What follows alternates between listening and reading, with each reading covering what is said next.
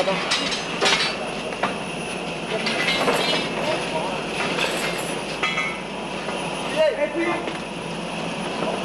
Allez, appuyez.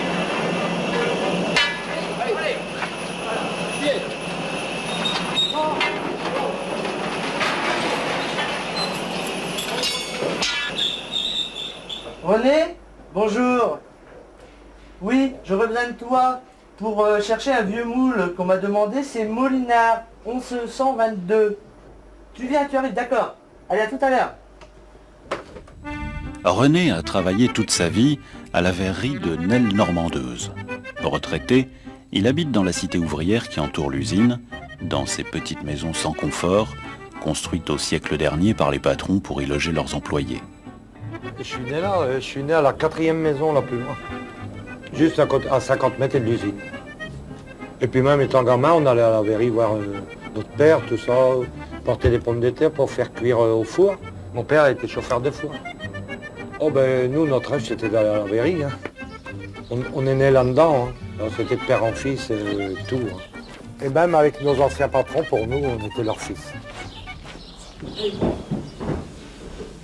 Je cherche un peu ce moule-là, Molinard. Ouais. Bon ben viens, il est par ici. Quoi. Je me rappelle, on les a reclassés. John Flacon, celui-là. C'est ce modèle-là. Ah, c'est ça, ouais. Voilà. Donc il est là. Oh, c'est des moules qui datent depuis... J'ai connu ça depuis 48-50, dès que j'ai commencé à travailler en 48. Il y a encore des commandes de temps en temps. Dans ce grenier, plus de 2800 moules à flacons de parfum. Les plus anciens sont de 1900. René connaît l'emplacement de chacun d'eux. Lorsqu'à l'usine, on a besoin de ressortir un ancien moule, Bruno appelle René en renfort. Moi, j'ai quand même fait 46 ans et demi dans l'usine. J'ai arrêté le 14 mai l'école. Le 15 mai au matin, à 5 heures, j'étais à l'usine. Puis j'ai arrêté le 31 mai 94, que j'étais en retraite. Et la retraite, ça va? Ben, la retraite, ça va, oui. Je pense toujours au copain, qui me fait bien mal. J'aimais l'usine, quoi. René a tellement la nostalgie de l'usine qu'il ne peut s'empêcher d'y passer tous les jours. À l'heure du casse-croûte, il vient saluer ceux de sa famille qui y travaillent encore et ses anciens compagnons tels Jean-Pierre qui, comme René, est un enfant de la cité. Et avant, nous, on vivait dans la verrerie. Hein. Après l'école, c'était la verrerie, on venait. Hein. On venait jouer dans un tas de sable. Comme maintenant, on verrait ça, là, le patron gueulerait. Hein. Mais moi, je venais souvent voir mon père travailler. Et c'était pénible, hein. Le métier de verrier, c'est pénible. Hein. La chaleur, les mouvements, tout ça, on est crevé en fin de journée. Alors moi, j'avais vu mon père travailler, je voulais pas être verrier. Hein. J'ai dit non, ça ne me disait rien. Mais tout le monde allait travailler en verrerie. On était destiné à la verrerie. La chaleur, vous maniez 2 à 3 kilos de verre, plus le matériel, les pinces qui vont jusqu'à 4 kilos, le four, hein, ça fait quand même de 1300 à 1400 degrés. Quand vous avez ça en pleine tronche pendant 7 heures, hein, c'est pénible, c'est dur. Jean-Pierre travaille sur un poste semi-automatique. Le verre en fusion est soufflé dans un moule, mais c'est Jean-Pierre qui, par ses gestes, donne aux flacons ses lettres de noblesse. Mais il faut travailler beaucoup. Le verre, ça se travaille, le verre.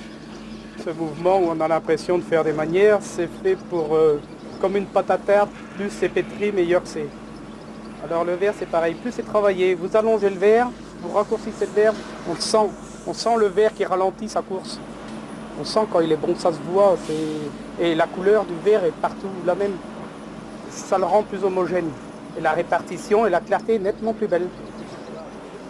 Le flacon sera cuit, poli, décoré, avant de recevoir son jus, le parfum. Les journées sans l'usine sont longues. René tue le temps en jardinant ou en recevant sa nombreuse famille. Principal sujet de conversation, la verrerie. À la verrerie de Nesle, on a toujours été fiers parce qu'on a toujours travaillé pour des grosses maisons quand même. Hein. Même dans le temps, hein, on travaillait pour des maisons comme Chanel, c'était pas n'importe qui. Patou, c'était pas n'importe qui. Carven, Rochat. On avait des grosses maisons. Hein. Puis on était contents quand ça sortait bien. Hein. On était contents. Hein. Peut-être que là, sur l'étagère. Bon, mais il y a des moules que c'est moi qui les ai mis en route. Hein. Ah oui, c'est trop fait ça. Ça, c'est personnel.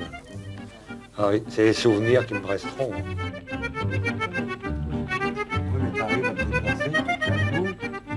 Les trophées de René.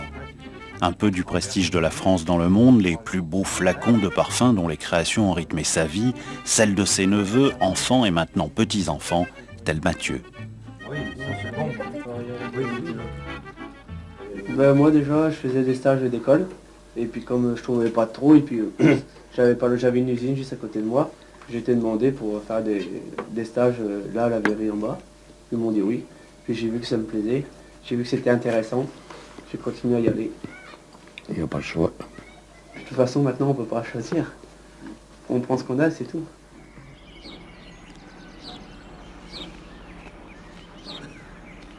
Comme son grand-père, le matin à 5 heures, Mathieu parcourt les 50 mètres qui séparent la maison familiale de l'usine.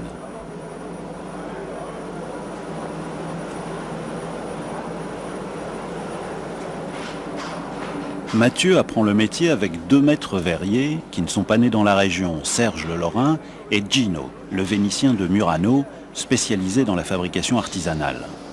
Le travail de Mathieu consiste à porter les flacons à l'arche, le four de recuisson. Je ne sais pas si Gino a fait de la même manière, mais moi j'ai commencé comme ça. À 14 ans, je suis rentré, je suis resté peut-être un mois porteur à l'arche, et après j'ai commencé à cueillir le verre. Et c'est là que ça devient intéressant, parce qu'on commence à toucher à la pâte. Généralement, il faut aller chercher le verre au centre, pour éviter les impuretés. Parce que vous avez vu à l'intérieur, il y a un cercle. Et ce cercle attire toutes les impuretés du verre. Je fais une première poche, comme on appelle ici, on appelle ça des poches. Je recueille par au-dessus et ainsi de suite pour gonfler l'épaisseur de verre. C'est des paramètres que l'on doit respecter. Oui, ça se joue à la chaleur, mais c'est souvent on joue avec les yeux et le doigté. Voilà, c'est le feeling du verrier, ce qu'on appelle.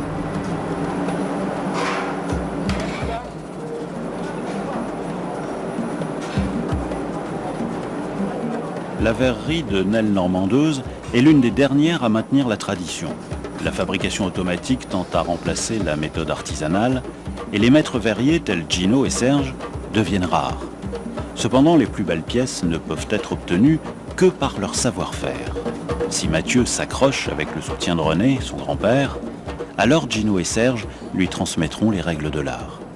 Alors Mathieu, c'est un tout jeune premier qui vient de rentrer dans le monde du verre.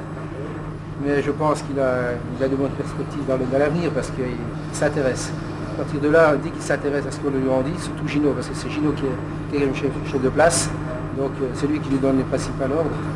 De temps en temps, il faut le rappeler à l'ordre, mais autrement, comme plan. S'ils étaient tous comme ça, ce serait parfait. Après le boulot, Mathieu, pour se détendre et se rafraîchir, va pêcher la truite dans la Brelle. En Normandie, on appelle la vallée de la Brelle la vallée du verre, car tout au long de son cours, depuis l'époque gallo-romaine, s'y sont installées de nombreuses verreries, la région possédant tous les constituants indispensables pour le fabriquer, l'eau, le sable, les fougères et le bois de chauffe.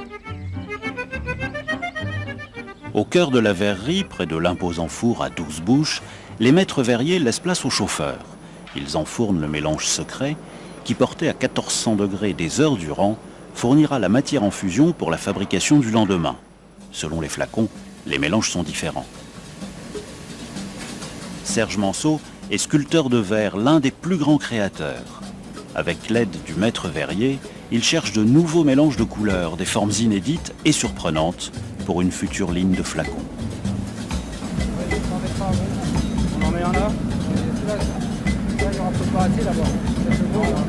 On met l'autre, la moitié, là c'est la moitié. De l'autre côté, qui est parfaitement plus passionnant, si vous voulez, c'est l'approche près du four, travailler en équipe avec un maître verrier en disant on va tenter telle et telle chose, etc.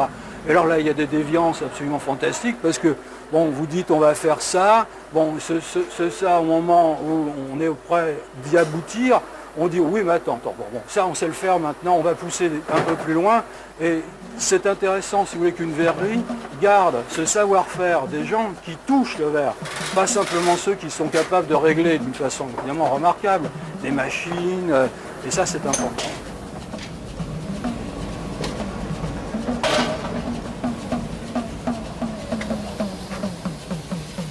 général, ça se passe très bien.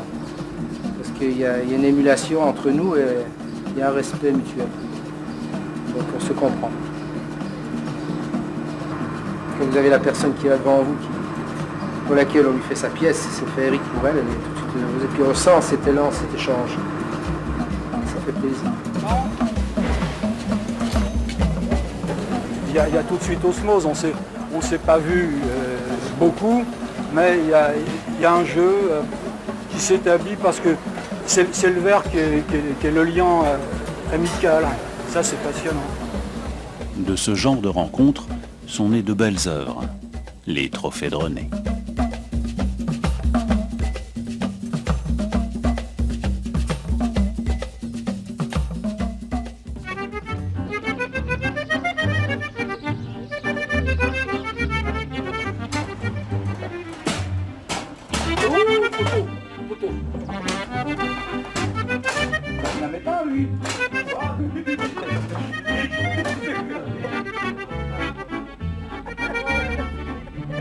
Depuis 4 générations, René et sa famille consacrent leur vie à la verrerie.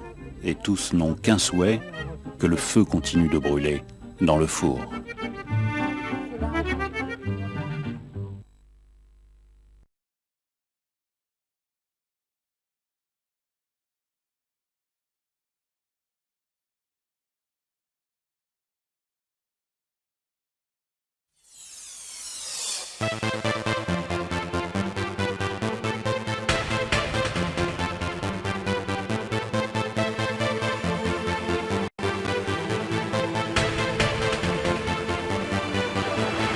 Rhythm is a dancer, it's a source companion. People feel it everywhere. Lift your hands and voices, free your mind and join us. You can feel it in the air. Oh, it's a passion. Oh, you can feel it, yeah. Oh, it's a passion.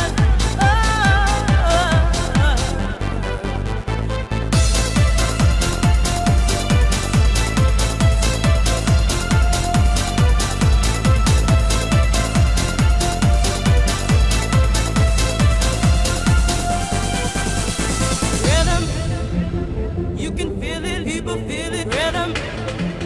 Rhythm is a dancer. Rhythm